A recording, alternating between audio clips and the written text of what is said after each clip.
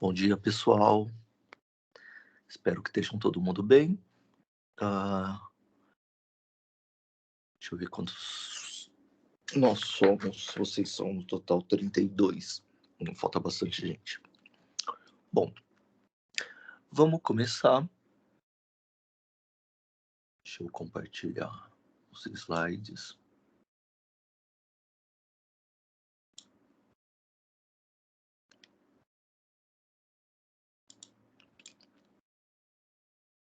Bom,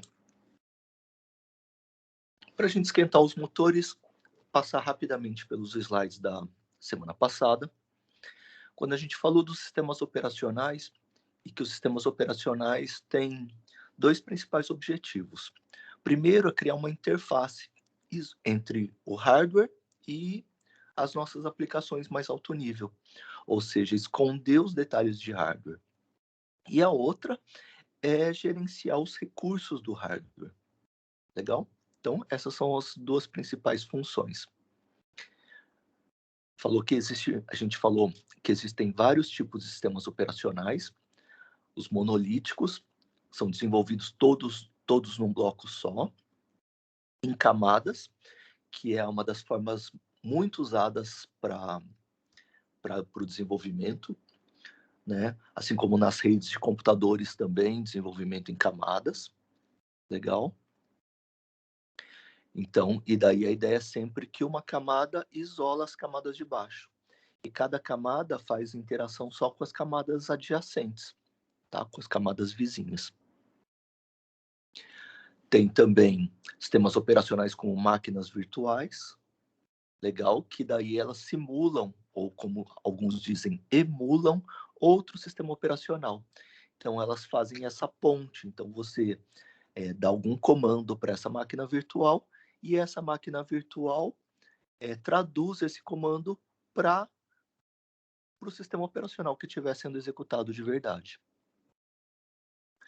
E tem uma forma um pouquinho mais moderna, né, distribuída, que funciona no modelo cliente-servidor, onde a gente tem vários processos ou vários serviços, e daí cada um pode executar ou solicitar ou requisitar esses serviços dos servidores.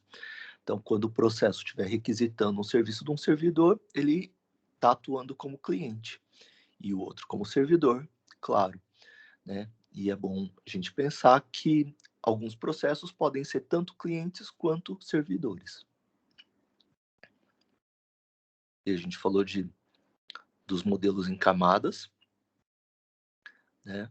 E daí a gente mostrou o sistema operacional no meio dessa pilha aqui de camadas, que vai desde o hardware, lógica digital e a microarquitetura, a linguagem de máquina, até as linguagens de alto nível. Então, quando a gente está programando numa linguagem de programação de alto nível, a gente tem um processo de tradução, que a gente chama de compilação ou interpretação, e daí aqueles comandos em linguagem de alto nível vão ser transformados numa linguagem assembly. Legal? Essa linguagem, ou nessa linguagem, ainda existem comandos que dão acesso ao sistema operacional, que são chamadas de sistema, ou system calls. Legal? E esse conjunto de instruções que tem a ver com a linguagem de máquina propriamente dita, que está aqui um pouco mais embaixo, e também o sistema operacional, vai ser executado. Beleza? E é isso que o sistema operacional tem acesso. O sistema operacional também interage com o hardware, a gente vai ver na próxima figura. E no hardware, nos hardwares modernos, normalmente a gente tem duas camadas antes da lógica digital, que são circuitos, que é uma linguagem de máquina, que tem a ver com essa linguagem aqui e as chamadas do sistema operacional, e ela vai ser interpretada num microprograma. Então, na verdade, a gente tem uma máquina, quando a gente compra um computador, quem observa de fora, ó, a nossa máquina são essas três camadas de baixo. Quem observa de fora encontra uma máquina CISC, Então, a gente tem um conjunto de uma máquina, né, um computador com conjunto de instruções complexo. Então, a gente tem normalmente várias centenas de instruções em linguagem de máquina. E essas instruções internamente, ou seja, dentro do processador, dentro de cada processador, vão ser interpretadas. Então, cada uma dessas centenas de instruções vão ser convertidas em uma ou mais instruções da microarquitetura, que é uma arquitetura que fica dentro da arquitetura real, que é uma máquina RISC. Que é RISC mesmo? É um computador com um conjunto de instruções reduzido. Então, ela tem bem menos instruções e, normalmente, essas instruções, chamadas de microinstruções, porque isso é chamado de microarquitetura, são executadas em um ciclo de clock só. A gente viu também duas outras figuras, sendo a principal essa aqui, que mostra o kernel, que é o núcleo do sistema operacional, ou seja, a parte do sistema operacional que traz as principais funções. A gente se lembra que o sistema operacional é composto não só pelo núcleo, né, pelo kernel, mas por vários outros aplicativos também. A gente vai ver um pouquinho, vai começar já a ver um pouquinho hoje. Então, aqui a gente tem, já começando a observar o núcleo do sistema operacional, o kernel, que fica em toda essa parte maior aqui. Ela interage com o hardware, beleza? Que está aqui embaixo, e com o resto da parte de software, que está aqui em cima, principalmente as bibliotecas e os programas de usuário. E ela tem interfaces para falar com essas duas partes. Uma interface chamada de interface de chamadas de sistema. Lembra que o assembly tem tanto instruções de máquina como instruções do sistema operacional, que são essas system calls. E essas system calls são chamadas através dessa interface. Essa interface vai ver qual tipo de chamada de sistema e vai distribuir para o subsistema que tem a ver com aquela chamada, que tem a ver com aquele comando, com aquele método. Beleza? Em boa parte dos sistemas operacionais, a gente tem três grandes subsistemas, que é o subsistema de arquivos, o subsistema de controle de processo e o subsistema de gerenciamento de memória. No Unix e Linux e macOS, a gente tem dois grandes subsistemas, que é o subsistema de arquivos e o subsistema de controle de processos. O gerenciador de memória fica dentro do subsistema de controle de processos. Beleza? Então, neste kernel aqui, a gente tem esses dois subsistemas. No subsistema de arquivos, ele funciona de duas formas, ou por caracteres ou por blocos. Por caracteres quando for teclado, mouse, de blocos quando tiver grandes transferências, do tipo para disco, para impressora, e quando ele for transferir com blocos, o próprio kernel tem um cache, e daí as informações ficam nesse cache. Legal? Aqui embaixo tem os drivers, que são a parte de software dos dispositivos de entrada e saída, né? Que a gente tem dispositivos orientados a caractere e a bloco, que fazem interface com o hardware. Legal? No subsistema de controle de processos, a gente tem três grandes partes.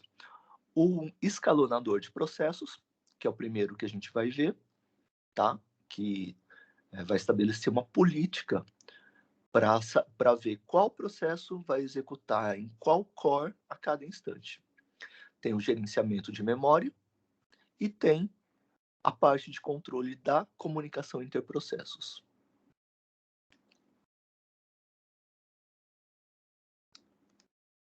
E hoje a gente vai começar a falar dos processos. Então, o grande subsistema de controle de processos, que é o maior subsistema da maior parte dos sistemas operacionais, né? É a parte mais crítica. E é dela que a gente vai começar a falar hoje. Legal? Hoje a gente vai falar de processos, threads e microthreads. Todo mundo já ouviu falar, já usou, acho eu, às vezes em Java, por exemplo, né? Ou em Python também, pode ter sido em C também, mas o mais usual é a gente usar em Java. Não sei quantos de vocês já usaram threads em Java. Se vocês usarem, coloca aqui no chat para eu saber. Daí, e daí a gente sempre usa, e quando a gente, principalmente quando a gente vê textos comerciais, a gente vê assim, os processos, as threads são muito mais rápidas que os processos. Você executa threads em paralelo, né? Então, como você executa as várias threads ao mesmo tempo, fica mais rápido usar em Java. Legal. E daí muita gente fala isso, né? O uso das threads em paralelo, e daí elas são muito mais rápidas. Aí a gente para pensar um pouco. Na década de 70, quando colocaram sistemas operacionais time sharing, lembra lá de introdução à computação, time sharing, que é quando, por exemplo, você tinha um processador só e você dava um delta T para cada processo. Lembram disso? Então você executava um processo por 5 milissegundos, depois outro por 5 milissegundos, 5 milissegundos, chegava no último, voltava para o primeiro. Daí o usuário, se esse ciclo fosse feito suficientemente rápido, tipo em menos de 200 milissegundos, né, em menos do que o tempo de reação da gente, tipo 0,2 segundos, né, 200 milissegundos, o usuário tinha a impressão que todos os processos estavam sendo executados ao mesmo tempo, todos executados em paralelo. A gente sabe que não é bem assim, né? Se a gente pensar nas threads de Java, Python e C, por exemplo, a gente pode pensar a mesma coisa quando a gente vê em alguns textos comerciais falando que as threads são bem mais rápidas porque elas são executadas em paralelo. Mas o fato de você colocar um software, né, rodar programas, né, num compilador, num interpretador, aumenta o número de processadores que você comprou na sua máquina? Não, né? Então, se você tem 2 cores, ou 4 cores, ou 8 cores, ele vai continuar executando 2, 4, até 2, 4 ou 8 processos ou threads a cada instante. Não tem milagre, né? Se não, você comprava com você comprava um computador com um processador só e colocava 2 milhões de threads, ele executaria como se tivesse 2 milhões de processadores e fantástico, resolvemos todos os problemas. Obviamente não pode ser assim, né? Então, mas a execução das threads realmente pode ser mais rápida, mas pode ser mais lenta também. E é isso que a gente vai observar um pouquinho aqui. Tá?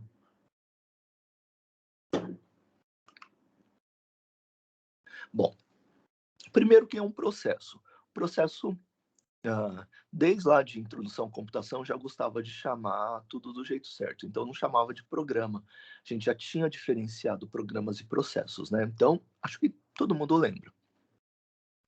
Então, um exemplo que eu costumo dar lá no primeiro semestre é assim, tipo, no seu disco, no seu HD ou no seu SSD, você tem um monte de programas. Você tem, por exemplo, 1000 programas. Num dado instante, você não está executando todos os programas. Você está executando, por exemplo, 5 programas.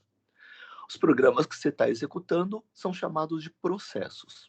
Legal? Então, essa é a nossa primeira diferenciação lá do que a gente já tinha feito lá no primeiro semestre, diferenciação entre programas e processos. Os demais programas que não estão sendo executados, para o sistema operacional, eles estão lá como arquivos, eles são estáticos.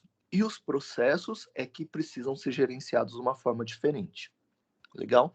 Então, um processo, como diz o slide aí, é um programa em execução. Uma outra coisa que a gente já viu em estruturas A, se não me engano, é que cada processo, além do código executável, muitas vezes chamada de texto, inclui também outras informações, como contador de programas, registradores e variáveis, chamadas de contexto. Lá em estruturas A, por exemplo, a gente tinha feito, numa das primeiras aulas, talvez alguns de vocês possam se lembrar, um mapa do processo, onde tinha o código executável, que era o texto.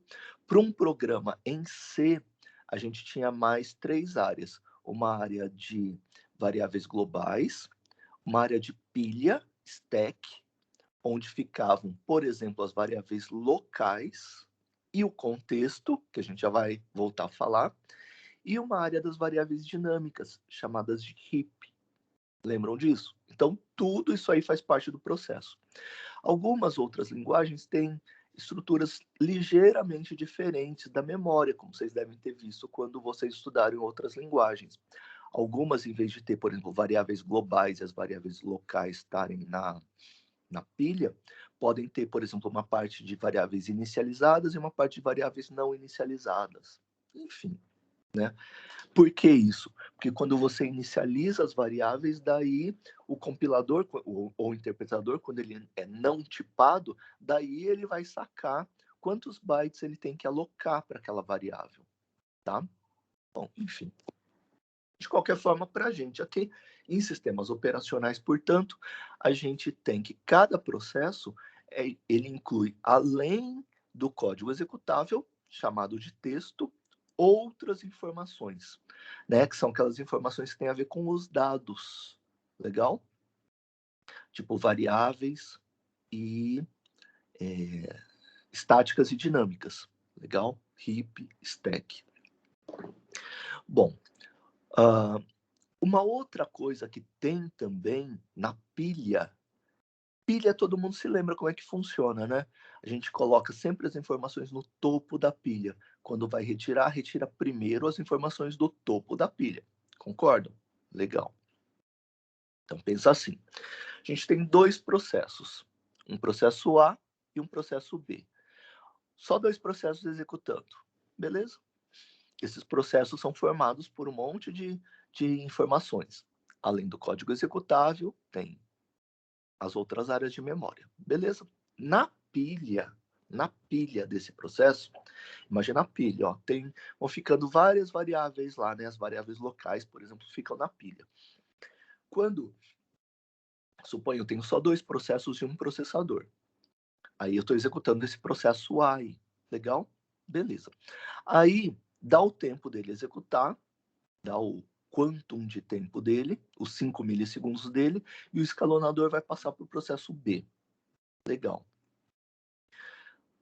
Ele vai começar a executar o processo B, mas quando der os 5 milissegundos do processo B e ele voltar para o processo A, ele vai ter que conseguir recuperar todas as informações do processo A e recomeçar a executar do mesmo ponto.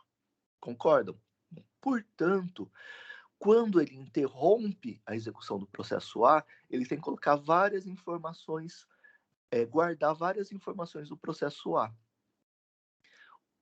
Ele pode ter uma estrutura de dados para guardar essas informações ou pode guardar na pilha do processo A. A gente já vai ver em algumas estratégias para isso, beleza? Na semana que vem. Isso aí.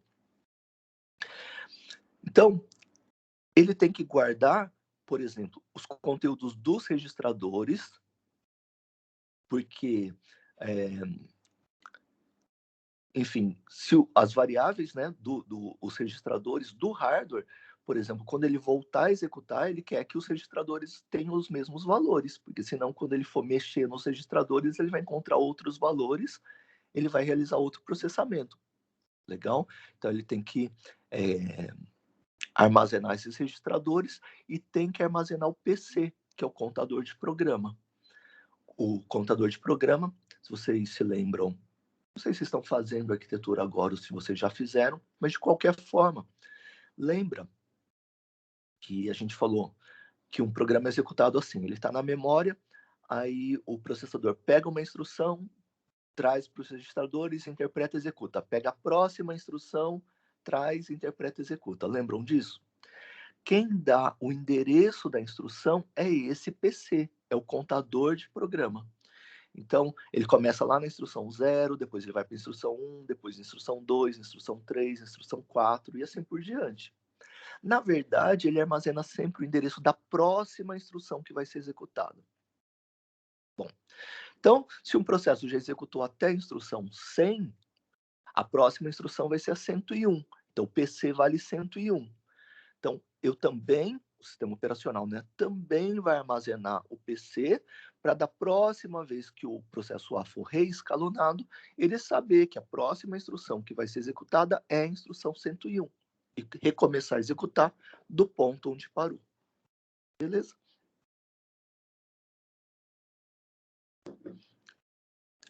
Dúvidas disso aqui? Ficou claro? A gente vai voltar a isso, mas já que a gente está falando, né, é legal que, enfim, fique claro já. Dúvidas? Abra o microfone e coloquem no chat, tá?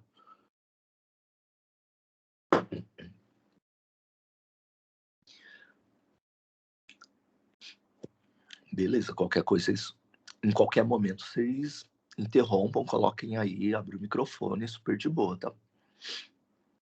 Legal. Então, isso é o processo, beleza? Tem gente que fala que o processo tem uma thread de controle. Cada processo tem uma thread de controle. O que é essa thread de controle? É a sequência de instruções que ele vai executar. Então, ele executa, tipo, primeiro a instrução 1, depois a 2, depois a 3, depois a 4, depois a 5. Depois pode ter um if, e daí ele pode executar a 6, né? Tipo, instrução 6, 7, 8, 9, 10, se ele cair no if, ou recomeçar a partir da 11, se ele cair no else. Beleza? Então, o que esse processo vai executar? Tipo, instruções 1, 2, 3, 4, 5, e depois, sei lá, 11, 12, 13, 14. Tipo assim, beleza? Ou se tiver um for, no for tiver, assim, dentro do for, dentro de algum loop, tem as instruções tipo 50, 51, 52. Aí ele pode executar 50, 51, 52, 50, 51, 52, 50, 51, 52. Aí ele cai fora do for, aí vai 53, 54, 55, 56. Legal? Essa sequência de instruções é chamada de thread de controle também. Então, cada processo tem uma thread de controle, que é uma sequência de instruções do código executável dele que vai ser executado. Beleza? Então tá. Então, esse é o nosso processo. Vamos seguir. Aqui a gente tem um exemplo de alguma outra linguagem de programação que mostra um arranjo do processo na memória. Então, tem a parte do texto do processo, assim como em introdução à computação. Obviamente, quando a gente, em sistemas operacionais, falar de texto, a gente não está falando de arquivo texto, né, de ASCII, essas coisas assim. A gente está falando de código executável, legal? Então, tem código executável. Como a gente falou, tem algumas outras linguagens que dividem a área de memória do processo de formas ligeiramente diferentes.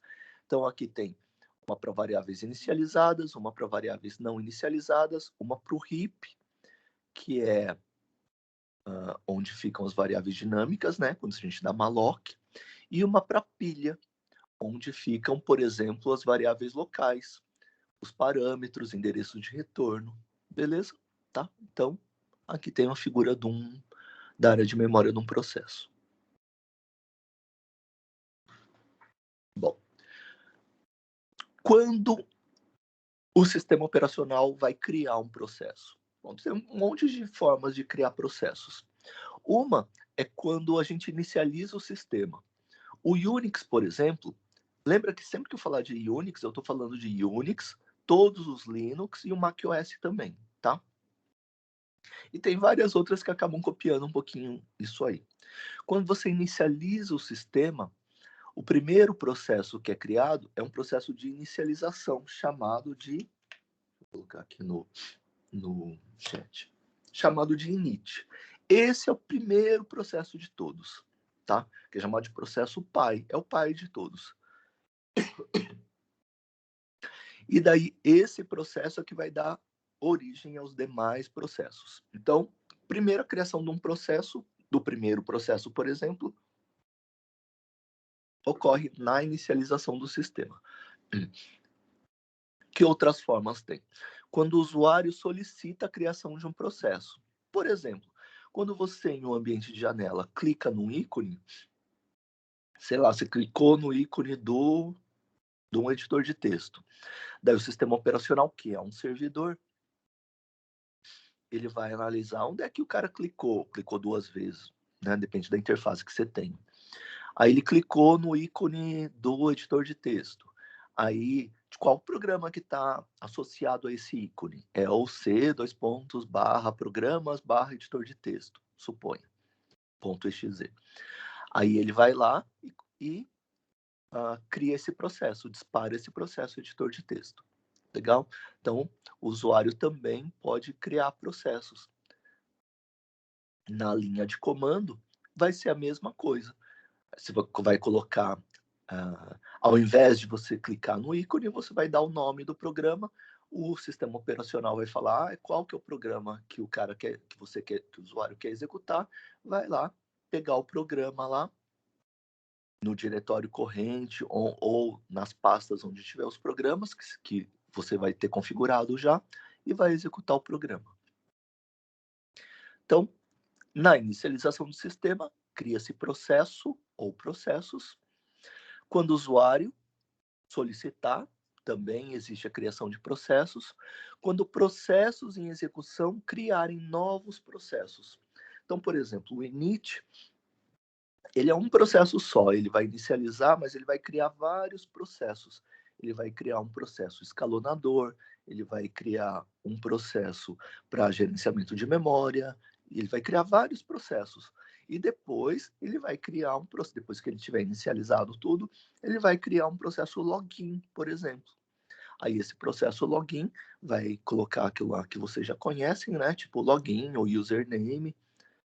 Daí o usuário vai poder dar senha, daí ele vai autenticar o usuário e vai disparar um processo, tipo uma shell, né, um ambiente de janelas ou um terminal para aquele usuário. Legal? Então, um processo um processo que estiver sendo executado também pode criar novos processos. E daí a gente chama de processo de origem, a gente chama de processo pai. Os processos que foram criados, a gente vai chamar de processos filhos. Beleza? E com tarefas em lote, tarefas batch, que são tarefas em lote mesmo, às vezes você pode deixar programado lá para todo dia, no final da tarde, fazer um backup, fazer alguma conferência, e daí isso aí pode envolver a execução sequencial de vários programas, e esses programas aí são chamados de batch, né? Ou de lote. Então, você executa esses programas em lote, né? Em conjunto, por exemplo, todo dia à meia-noite, por exemplo.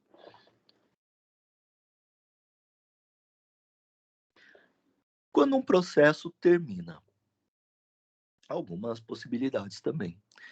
Tem o término normal, quando ele executa o último end lá, né? O último fecha-chaves. Quando você dá fechar, tipo assim, tá? Num ambiente de janela, né? Você vai lá e dá fechar, sair, é o término normal. Ele pode ter saída por erro. Então, por exemplo, você vê lá na sua programação, por exemplo, se acontece alguma coisa muito estranha, você sai do programa, beleza? Pode ser por erro fatal, por exemplo, se você divide por zero ou faz null setaprox, ele dá um erro fatal e ele termina o processo. Ou o processo também pode ser terminado pela ação de um outro processo. Só um minuto. Pode ser terminado pela ação de um outro processo. Ou seja, um processo pode terminar outro, pode matar outro processo. E daí, na criação de processo, não está escrito aqui, ó, mas normalmente a chamada a gente vai chamar de fork. F-O-R-K. Que tem a ver com o garfo, né? Lembra que o cabo do garfo é 1, que é a thread de controle do processo, beleza?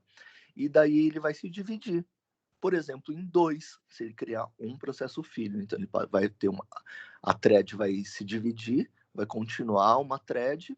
Lembra do garfo, da figura do garfo? Imagina um garfo com 2 dentes só.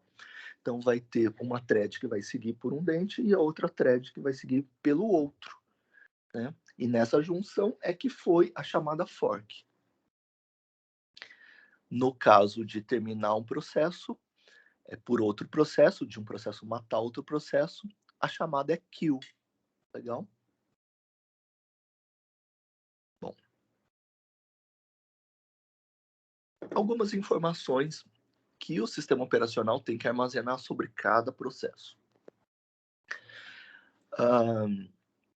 Os sistemas operacionais têm estruturas de dados para armazenar as informações sobre várias coisas, sobre memória, sobre arquivos e sobre processos. E armazena isso na forma de tabelas.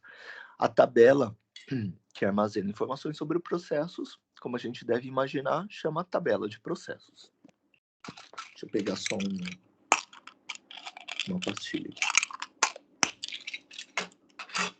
Que informações tem na tabela de processos? Tem o ID, o identificador do processo, legal? Normalmente chamado de PID, né? O identificador do processo. O estado do processo, que é até onde a gente vai hoje. Que pode ser o estado do processo? O processo está executando. O processo está só esperando a vez dele, que a gente vai chamar de pronto para executar. E vários outros estados de processos, tá? A gente já vai ver os vários estados. O que mais que ele vai armazenar? O PC, o contador de programa, para ver em qual é a próxima instrução que ele tem que executar. O ponteiro de pilha, para saber onde é que está a pilha. A gente falou que vários sistemas operacionais armazenam esse contexto na pilha. Então, tipo assim, o processo A estava executando, foi executar o processo B. Antes de executar o processo B, ele salva todo o contexto, que são os valores dos registradores, do PC, etc., na pilha. Que quer dizer isso? Que ele colocou no topo da pilha do processo. Aí ele foi executar o B. Quando o processo A for reescalonado, concordam que quando ele remover da pilha os dados, a primeira coisa é uma pilha, né? Você sempre vai remover do topo. A primeira coisa que ele vai remover são os dados que ele acabou de empilhar, que vão ser esses últimos endereços do PC, dos registradores e assim por diante, que a gente chama de contexto. E uma outra informação sobre os processos são os estados dos arquivos abertos por aquele processo. Então, tipo assim, tem o arquivo A é aberto só para leitura, o B é aberto para leitura escrita. O processo A tem um ponteiro, tipo assim, ele já foi lido até o byte tal. O processo B foi lido ou escrito até o byte tal. Essas informações são as que aparecem no gerenciador de tarefas, por exemplo? Sim, também. Então, por exemplo, no final da aula a gente vai abrir, né? Vai mexer num Unix e vai ver algumas dessas informações, do tipo PID, nome, dono, vai dar kill, isso mesmo, Carlos.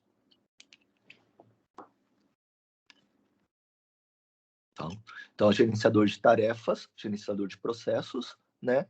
Pega da tabela de processos. Por que tem gente que chama gerenciador de tarefas? Porque tarefas é o nome genérico para processos e threads. Legal? Bom, boa pergunta. Bom, vamos começar a falar agora dos estados dos processos. Bom, tem primeiro um diagrama simplificado, não é isso que os sistemas operacionais comerciais usam, tá? Mas é só para um ponto de partida. Esse diagrama aqui é chamado de diagrama básico de transição de estados dos processos, tá?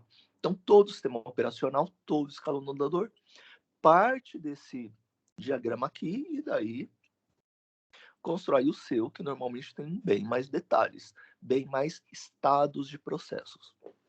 Então, cada processo, cada um daqueles programas que você está executando, pode estar nessa nossa primeira visão aqui em 3 estados. Ou ele pode estar executando, ou ele pode estar pronto para executar, ou ele pode estar bloqueado.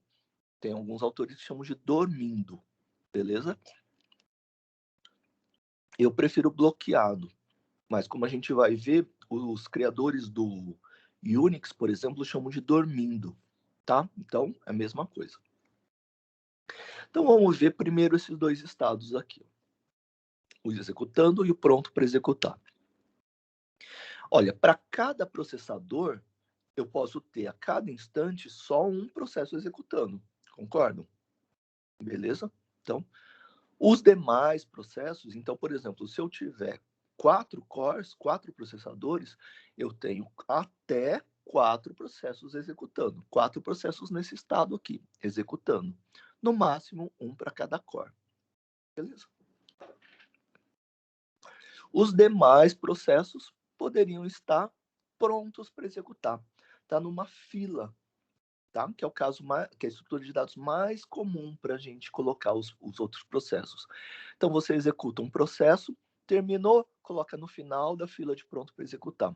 Aí daí pega, escolhe ou escalona o primeiro processo aqui, o processo que estiver no início da fila e põe para executar naquele core lá.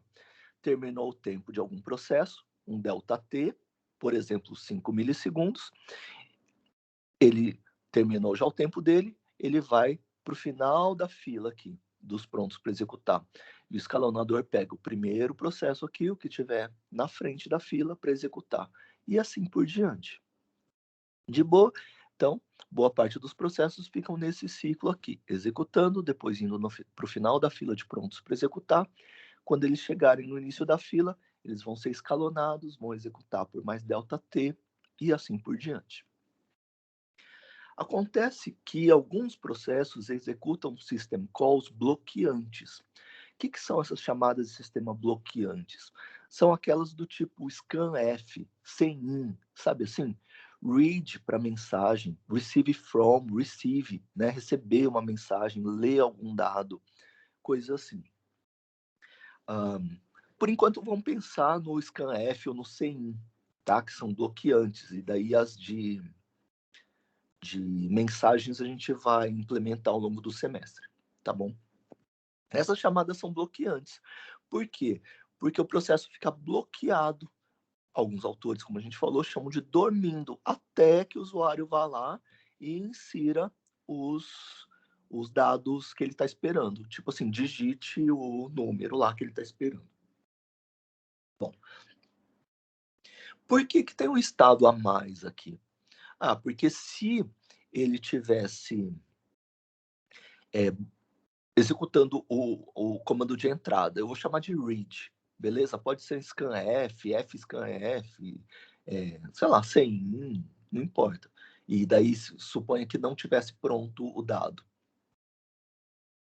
E eu colocasse ele pronto para executar, o usuário, mesmo que ele seja rápido, às vezes ele pode demorar vários segundos para digitar o valor. Legal? E nesse tempo, pode ser que o processo podia chegar aqui no começo da fila, ser escalonado e executando e falar assim: o cara já digitou? Não, vou lá para o fim da fila. Dali mais um tempo, N vezes ΔT, né? Se eu tiver N processos aqui, cada processo executando por ΔT, dali no máximo N ΔT, ele ser escalonado de novo, falar: o cara já digitou? Não, volta para o fim da fila. Ia perder muito tempo fazendo esse teste. Então, quando o processo executa uma system call bloqueante, ele vai ficar bloqueado. E daí ele não vai ficar sendo escalonado o tempo todo aqui. Beleza? Ele vai sair desse ciclo aqui. Então ele vai ficar num estado separado, chamado de bloqueado ou dormindo. Quando o processo vai ser desbloqueado ou quando o processo vai ser acordado? O processo vai ser desbloqueado quando o evento, né, que ele estava esperando ocorrer. Exemplo, quando chegar uma mensagem, quando o usuário digitar o dado que ele estava esperando, ele vai passar de bloqueado para pronto para executar. Ou seja, ele vai lá para o final da fila dos processos prontos para executar. De boa? Ficou claro o esquema, os detalhes do esquema?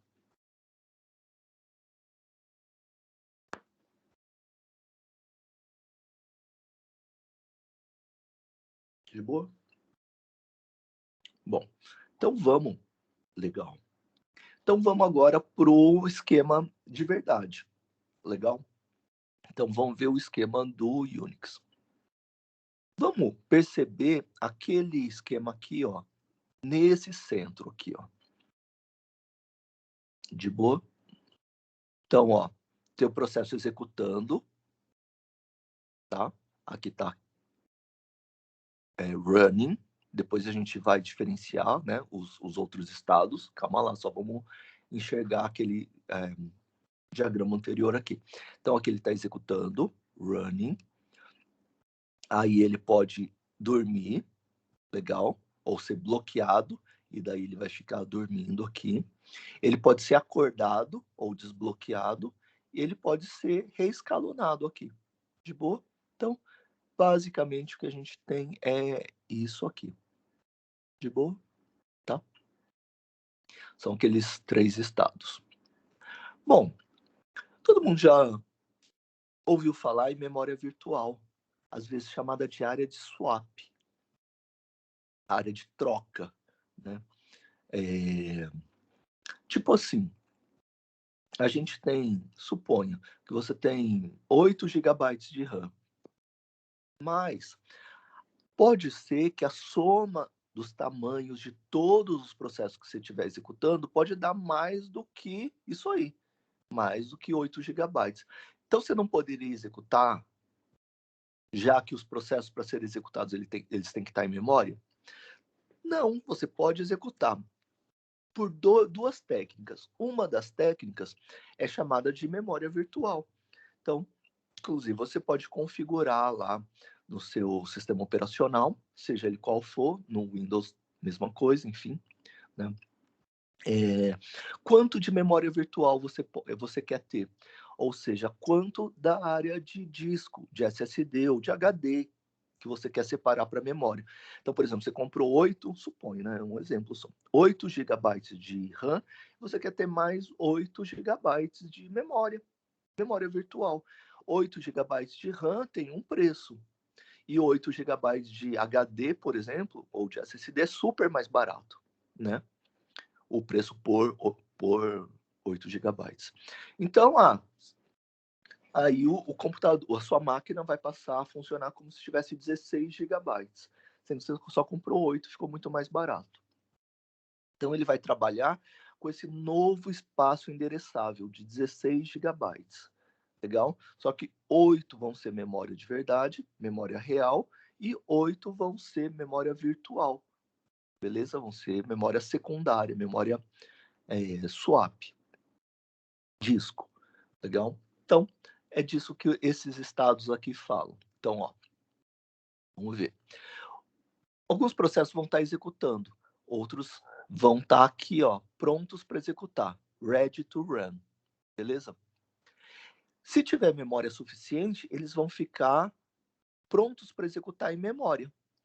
Mas às vezes eu posso começar a ter muito processo pronto para executar e eles podem não caber a memória. Então, Guilherme, tem como desabilitar isso? Se o seu sistema operacional, quando você for configurar a memória virtual, aceitar 0, você estaria desabilitando, tá? E daí você pode tentar trabalhar com esse valor aí. Bom, então tá. Então, aqui os processos, se tiver memória suficiente, eles vão ficar prontos para executar em memória. Se não tiver, você vai deixar de executar os processos? Não. Você vai jogar para a área de swap, para memória virtual, beleza? E eles vão ficar prontos para executar em swap. Legal? Então, e daí, por exemplo, você tem que executar um processo, só que ele está lá em swap. A gente sabe que para ser executados, eles têm que estar em memória RAM, né? Memória real. Aí você tem que pegar eles da memória virtual e jogar para a memória real. Como a memória real está lotada, para fazer isso, você tem que fazer uma troca. Então, tem essas trocas aqui de swap in e swap out. Né? Jogar processos para a memória real e jogar processos para swap. Beleza? Então, e esse processo, como vocês devem imaginar, é bem demorado.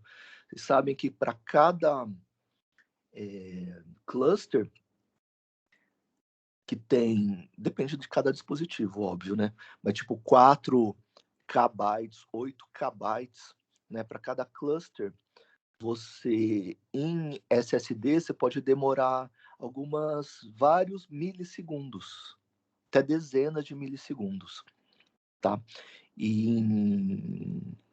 Desculpa, de microsegundos. Em HD, ó, o que eu falei? SSD, microsegundos. HD, milissegundos, tá bom? Nos HDs, em particular, centenas de milissegundos. Nos SSDs, vários microsegundos, podendo chegar a dezenas de microsegundos. Então, lembra que lá na RAM a gente está falando de dezenas de nanosegundos. Né? A gente tem uma relação de mil, né? Entre nano, micro e mili. Então, é demorado, né? Assim, tipo, relativamente demorado. Beleza? Então, isso aí. Bom, os processos que estão bloqueados, que estão dormindo, eles são mais ainda candidatos, se minha memória estiver lotada, para ir para a área de swap. Então, eles podem estar dormindo em memória, mas se não tiver memória, eles devem ser os primeiros candidatos a ir para a área de swap e ficar dormindo lá na área de swap. Tanto em memória quanto em swap, quando ocorreu o evento que eles estavam esperando, tipo, chegou a mensagem, o usuário digitou o valor, ele vai acordar e passar para pronto para executar em memória ou pronto para executar em swap. Beleza? Então, estamos com esse grafo aqui.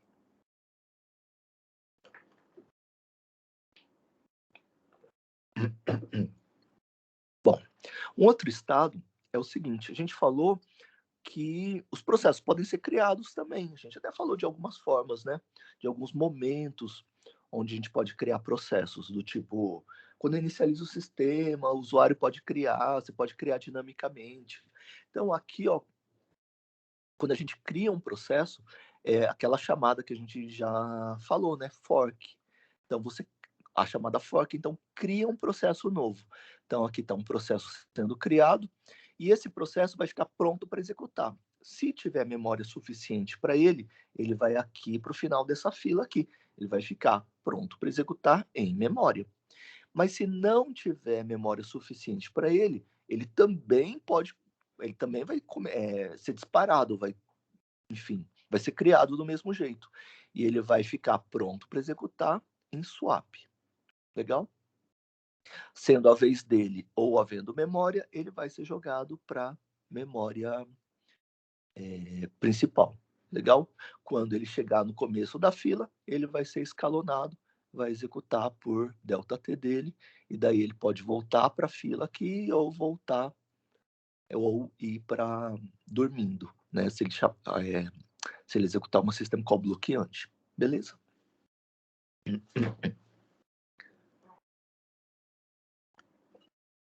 O que mais?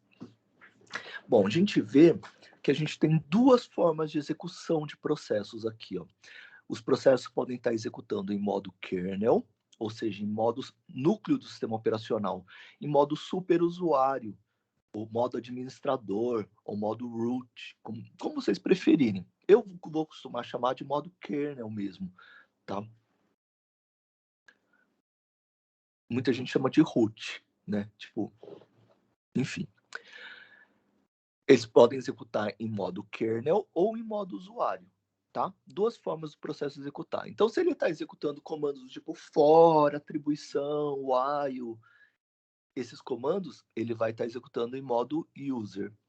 Mesmo os programas em modo user, Tipo assim, de um usuário que não tem prioridade nenhuma, ele não tem senha de superusuário, nada disso.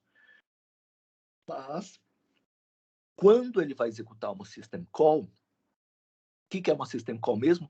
Aquelas chamadas que vão executar nos subsistemas do kernel, que são no subsistema de arquivos ou no subsistema de controle de processos, beleza?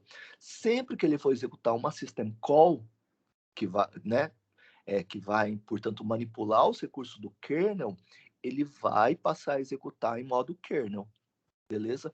Então, se ele der fopen, por exemplo, ele vai precisar executar um comando pro subsistema de...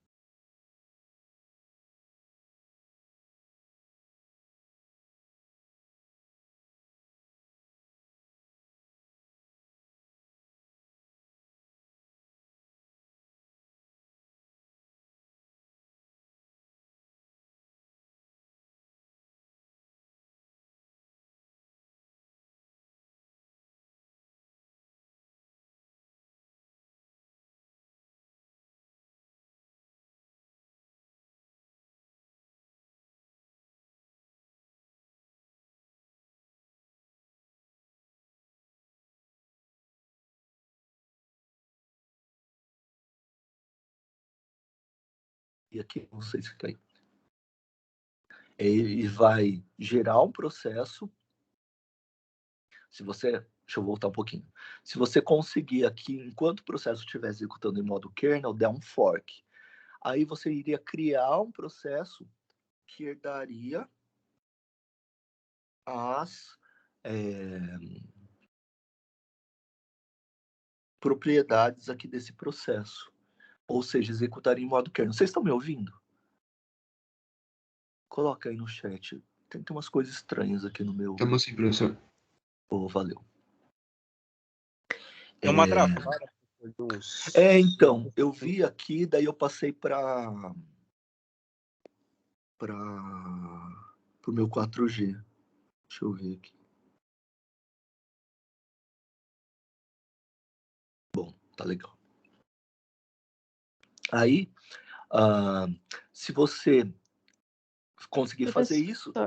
Oi? O slide que parou de ser compartilhado. Ah, tá. Legal, ainda bem que você falou. Deu uma travada aqui para mim mesmo. Achei meio estranho.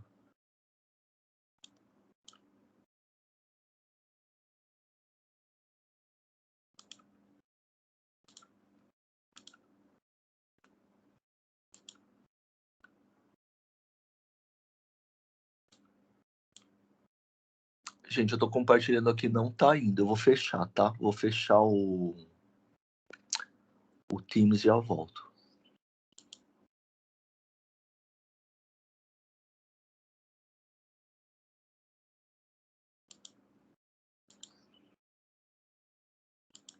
Embora eu esteja aqui com o celular, que eu uso o áudio do celular, que eu acho mais fácil. Só que eu fico sem acesso ao chat e tudo mais.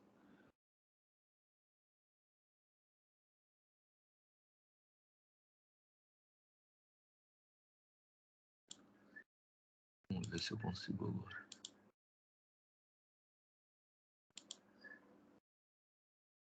Acho que foi.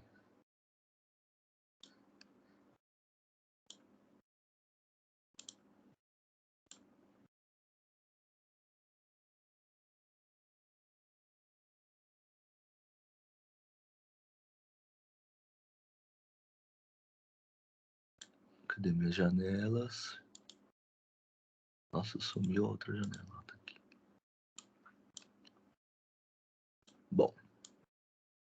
Ok. Acho que voltou, né? Então, daí se você conseguir fazer isso, você cria um processo superusuário e daí você podia dar um exec, que é uma outra chamada, uma outra system call, tipo executar uma shell nele, e daí você teria uma shell superusuária. Daí você estaria com o sistema aberto. Bom, beleza. Mas só um parênteses aqui.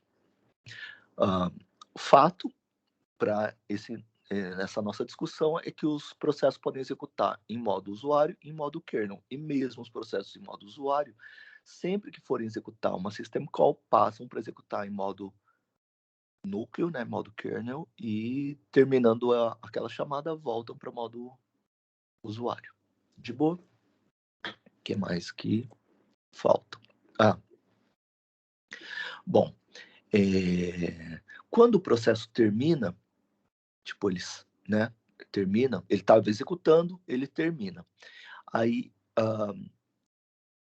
isso aqui é um projeto da década de 70. Mesmo assim, naquela época, já pensavam em poder auditar o sistema. Tipo assim, suponha que alguém ataque o sistema. O cara lá vai, sei lá, suponha que ele vá mexer lá no sistema tal. Uma das coisas que ele faria por último é apagar o arquivo de log, né? Que é o arquivo onde ficam, tipo, todos os comandos, digamos assim, né? E daí para, tipo, não deixar pista. Aí ele daria exit, fecharia o programa dele. Bom, na década de até a década de 70, até esse diagrama aqui, até esse sistema operacional, o cara terminava, o processo sumia, não tinha mais como ver quem que ele era, quem que ele tinha feito. Bom, a partir daqui, quando o processo termina, ele não some, ele fica num estado intermediário chamado de estado zumbi. Beleza? O que é esse estado zumbi? Ele fica por ΔT configurável, para poder ser auditado. Ou seja, se der algum problema, eu posso ver quais são os processos zumbi, com qual username ele logou, de qual IP e que comandos ele fez, tipo assim, tá bom? Então, quando o processo termina, ele ainda fica num estado intermediário chamado de estado zumbi. De boa? Bom, o que mais que está faltando? Tá. Um processo, ele pode estar executando, mesmo executando em modo superusuário, e pode vir, por exemplo, uma interrupção do teclado, de memória e assim por diante, tá? Interrupção, não sei se vocês viram, se vocês, acho que vocês estão vendo agora, né? Começaram a ver agora a arquitetura. Então, é um fenômeno de hardware que obriga. Então, tipo assim, lembra que o processador, ele vai lá na memória, pega uma instrução, interpreta e executa. Pega a próxima, interpreta e executa. Pega a próxima, interpreta e executa. Tem um pormenor que eu não tinha contado para vocês. Antes da fase de busca de cada instrução, chamada fase de fetch, vou colocar aqui no chat. Antes da fase de fetch, antes de buscar a próxima instrução, ele tem que verificar se não tem nenhuma interrupção. Então, interrupção é normalmente dos dispositivos, dispositivo de entrada e saída, né? Tipo mouse, não sei o quê, e do kernel, gerenciador de memória, etc. Que são os processos mais prioritários. Tipo, chegou um dado, ele não pode ficar esperando no fio. Tipo assim, né? Os buffers são pequenos. Então, o sistema operacional tem que interromper o processo de usuário que estava sendo executado para executar a interrupção. Legal? Para tratar a interrupção, ver o que está acontecendo. Então, isso não é um estado, é uma transição de estado só. Então, por exemplo, ele estava executando, aí ele é interrompido, ou seja, o sistema operacional vai tratar um outro processo mais prioritário e daí ele volta a ser executado. Ele não perdeu a vez dele, porque ele não terminou o tempo dele, ele simplesmente foi interrompido, tá? Ele pode, esse é o nosso exemplo. Ou terminou o tempo dele, ele também é interrompido, só que daí, nesse caso, ele vai vir para, por exemplo, pronto para executar. De boa? Outro nome que se dá a isso, que é esse outro estado aqui, tem duas propriedades que todo sistema operacional tem que ter. Legal? A segunda a gente vai falar, na verdade as duas a gente vai falar o semestre todo. Mas é tipo, uma é preempção e a outra é non-starvation. Vou colocar aqui.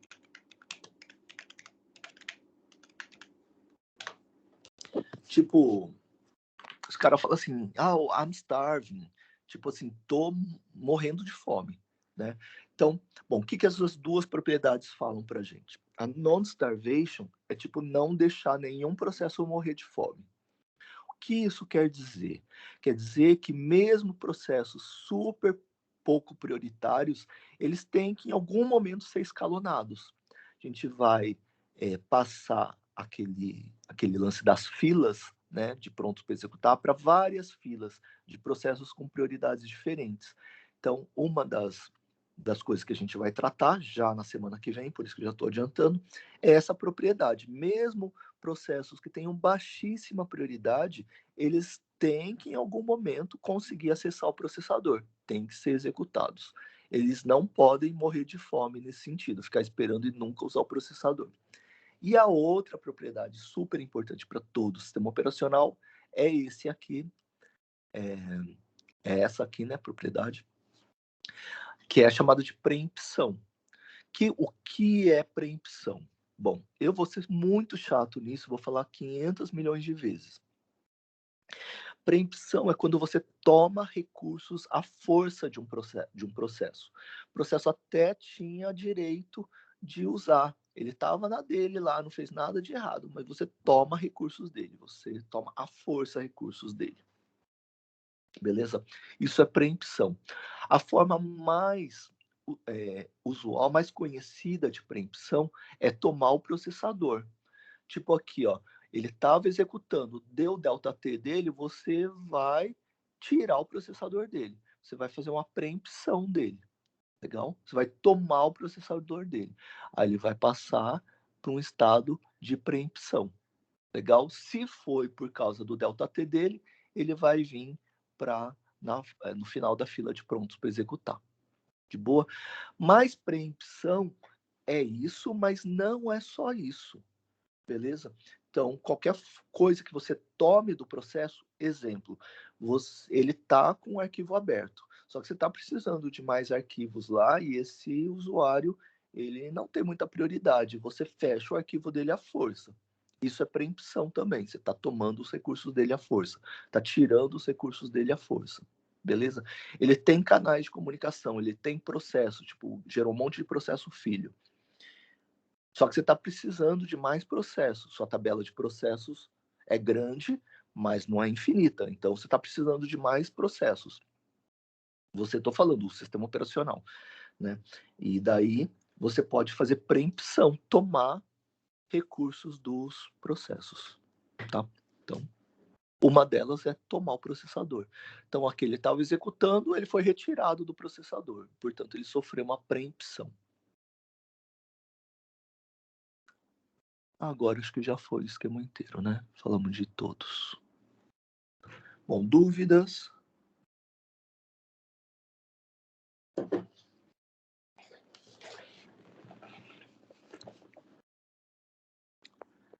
Tá.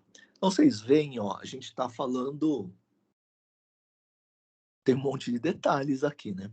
Então, depois vocês dêem uma olhada principalmente em alguns esquemas como esse aqui, por exemplo. Tá bom? O que a gente vai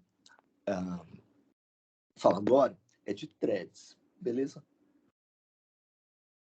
Ah, vai já, Luiz. Aliás, eu costumo pôr, mas não pus ainda. Vou já pôr.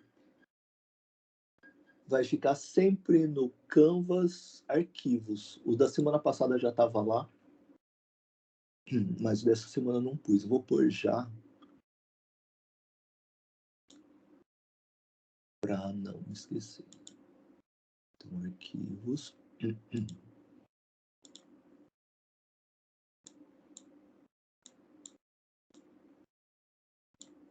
Esse é processo de threads. Deixa eu gerar o PDF.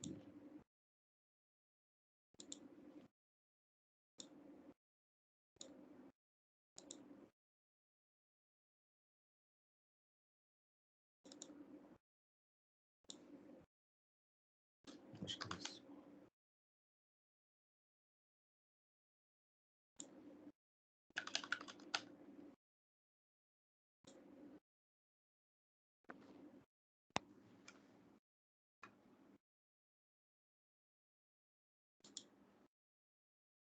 Deixa eu colocar aqui. Pronto, já tá lá. Legal, antes que eu me esqueça.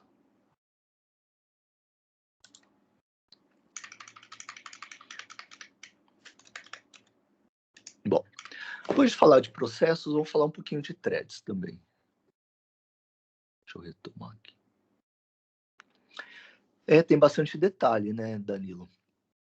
Essa disciplina aqui, ela podia ser, assim, terrível, do tipo de complexidade de detalhes. A ideia é que ela não precisa ser também dessa forma, e é isso que eu tenho feito nos últimos anos com na Comp mais ou menos isso. Então, mas com vocês, eu já acho que desde a primeira turma eu que dou sistemas operacionais. A gente faz uma, tipo assim, tem vários detalhes, mas a gente faz de um ponto de vista da gente o necessário para a gente entender bem como funciona, só que sem entrar no. Porque se a gente fosse entrar a fundo, a gente ia ficar louco. Tipo, sério. Então, acho que não é esse o objetivo. Mesmo porque eles têm muito mais aulas e 2 semestres também. Então, enfim, tá? Então, mas tem vários detalhes, sim. Então, é uma disciplina que talvez a gente não vá todas as aulas até o final, porque senão ia ficar muita informação. Vai ter uma hora que vai ficar todo mundo cansado, né? E nem vai reter mais, nem, enfim. Mas vai de boa, porque a gente vai fazer numa profundidade legal. Tipo, agora a gente chegou na profundidade de processo que a gente queria, agora a gente vai partir para threads, tá? Então vamos lá. As threads, quando elas foram legal, quando elas foram criadas, elas eram chamadas de processos leves e alguns autores chamavam de mini processos. Como é que os caras criavam threads na época? Deixa eu fechar aqui. Os caras criavam threads, já fizeram aqueles, a gente já fez aqueles programinhas de menu, né? Então, tipo assim, digita 1 se o cara quer inserir, digita 2 se o cara quer remover, digita 3 se o cara quer imprimir, sabe umas coisas assim? Legal, todo mundo já fez isso. A gente já fez também várias vezes, acho. E, enfim. Aí os caras faziam mais ou menos esse programa aí. Imagina que cada função, cada método que a gente chamava, na opção 1, opção 2, opção 3, podia ser inserir, remover, imprimir, tá? Vou falar de 3 para não ser muito exaustivo. Então, cada uma dessas funções fosse um processo que a gente quisesse executar. Legal? Então, que eles fossem independentes, eles não tivessem todos a ver com, sei lá, um tema qualquer, tipo com lista ligada. Não, eles podiam ser quaisquer 3 funções, quaisquer 3 métodos. Eu vou chamar de funções, tá? Quaisquer 3 funções, concordam? Legal. E se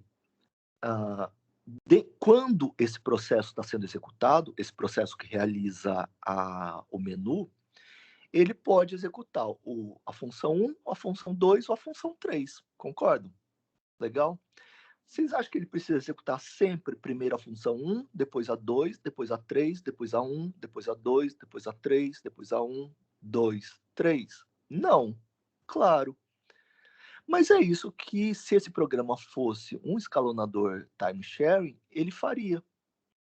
Então, o que a gente podia fazer? Pô, esse programinha de menu, que eu vou chamar de escalonador, ou eu vou chamar de dispatcher, ele não vai precisar executar primeiro a função 1, depois a 2, depois a 3, depois a 1, depois a 2 e depois a 3. Eu posso executar essas funções sob demanda. Tipo, se eu tiver mais necessidade de executar a função 1, eu executo a função 1, depois eu executo a função 1 de novo, depois eu executo a função 1 de novo. Depois, se eu tiver necessidade de executar a função 3, eu executo a função 3, nem executar a 2. Depois posso voltar para 1, depois posso ir para onde eu quiser. Legal? Me dá muita flexibilidade. Concordam? Legal. Então, imagina esse menu, que agora eu vou chamar de dispatcher, né? Que é esse programa, menu, esse programa dispatcher. Eu podia dar muita prioridade para esse programa. Então, ele podia executar bastante tempo, mais do que a maior parte dos outros processos. Legal? Enquanto esse dispatcher tivesse escalonado, eu podia executar qualquer daquelas funções, função 1, função 2 ou função 3. Beleza? Então é isso que no começo as pessoas faziam. Criavam um programa super grande, davam super prioridade para ele.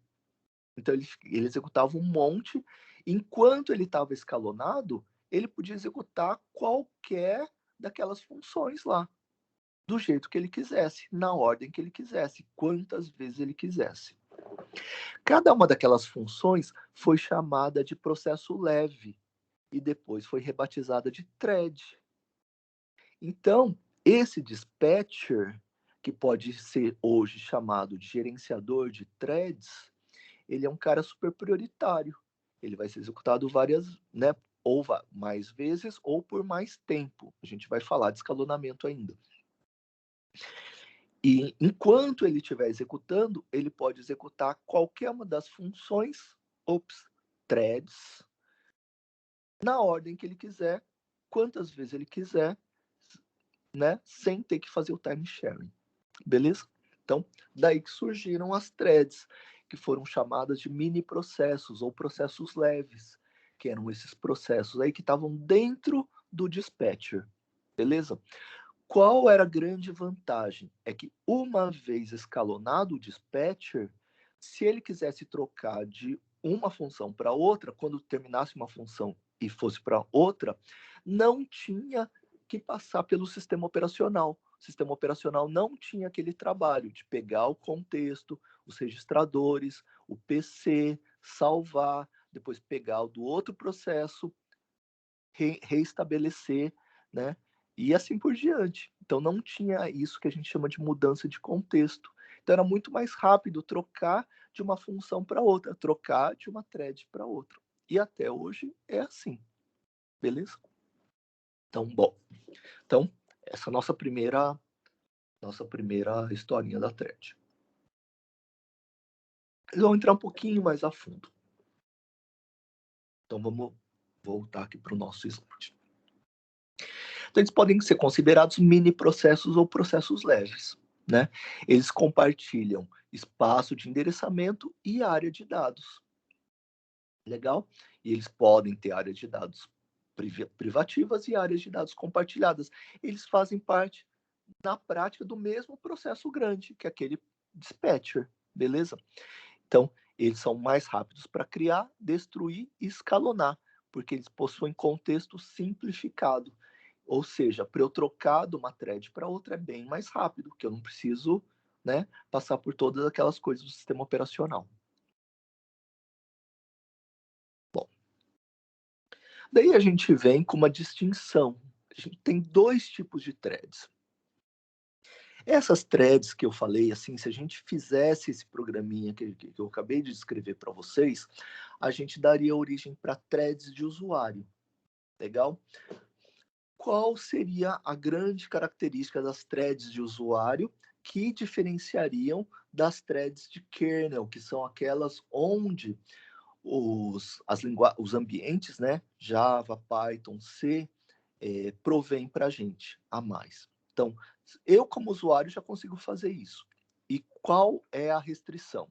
É que não é possível interromper as threads.